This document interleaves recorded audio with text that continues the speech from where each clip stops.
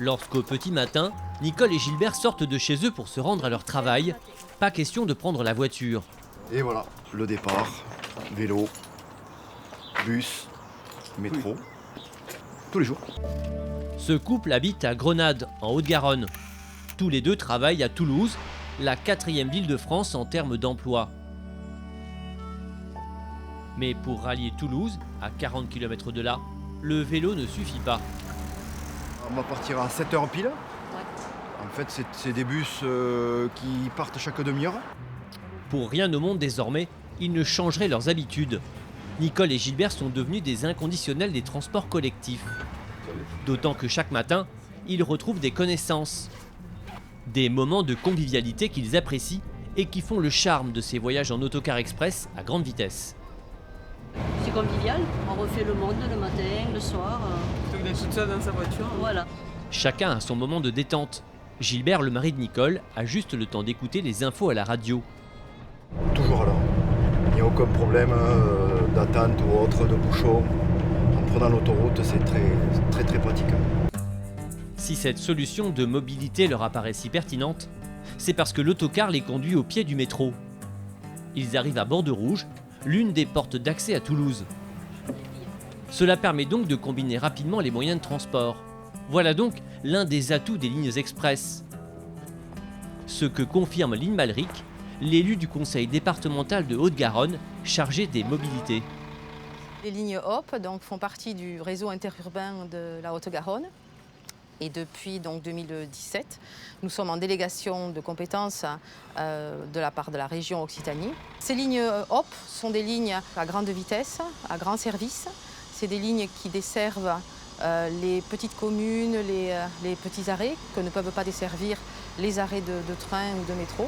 Elles permettent donc à des personnes de la 3e couronne d'entrer sur Toulouse et de se rabattre sur le métro ou sur le tramway. Car ici, on a joué astucieusement la carte de l'intermodalité. Ce hub concentre un grand parking pour les voitures et un second pour les vélos. Tout cela à proximité immédiate des arrêts d'autobus et de métro. L'intermodalité, c'est l'avenir. Nous devons avoir des transports en commun complémentaires avec le train, avec la région, avec le métro, avec le tramway, de façon à ce que chacun puisse optimiser ses voyages et se rendre sur son lieu de travail le plus rapidement possible. Nicole et son mari apprécient cette complémentarité des transports, car cela leur permet d'arriver à l'heure chaque jour à leur travail. Quelques minutes, on est au boulot, donc... C'est fantastique. Bonne journée. Si ces lignes d'autocar simplifient la vie de nombreux usagers de la région, la métropole toulousaine doit faire face à une demande de mobilité du quotidien toujours plus importante. Car la ville de Toulouse s'accroît considérablement chaque année. Jean-Michel Latte, le président de Tisséo, qui gère la mobilité des Toulousains, a bien conscience de ce défi. Plus de 15 000 personnes qui arrivent chaque année à Toulouse.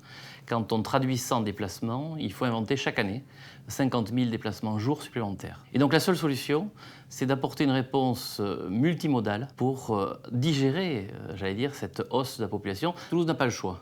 On ne peut que réussir. Pourquoi ? Parce qu'on est la ville qui connaît la plus forte croissance économique, donc la plus forte création d'emplois. Si on ne répond pas à la mobilité, on va casser notre dynamique économique. C'est pour cela qu'on a le plan de déplacement urbain le plus ambitieux de France, en dehors du Grand Paris. La métropole toulousaine s'appuie donc sur la convergence des moyens de transport sur tous les accès de la ville.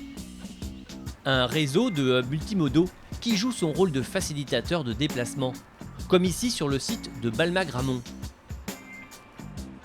Vous allez trouver sur ces sites un ensemble d'outils, des aires dédiées au covoiturage. Ça n'existait pas. Les bus de ville, les bus privés, les bus du département. On a mis en place des dispositifs de vélos partagés. On veut créer des hubs qui sont en dehors, j'allais dire, des murs de la ville, à l'extérieur, le plus à l'extérieur possible.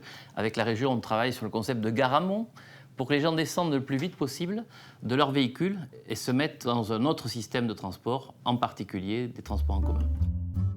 Si 20% des Toulousains utilisent les transports en commun dans l'agglomération, ce n'est pas le cas partout. La voiture tient encore une place trop importante.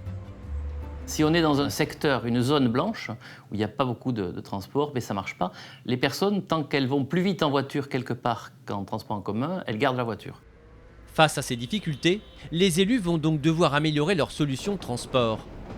On a aujourd'hui un problème qu'il faut traiter, qui est le problème du domicile-travail, qui est moins bien traité que domicile-centre-ville.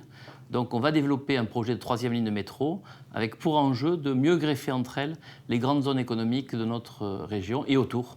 On retrouvera bien sûr l'intermodalité. Avec l'intermodalité au cœur de leurs décisions, les élus toulousains sont persuadés qu'ils vont trouver les solutions de mobilité susceptibles de satisfaire une population toujours plus dense sur la métropole.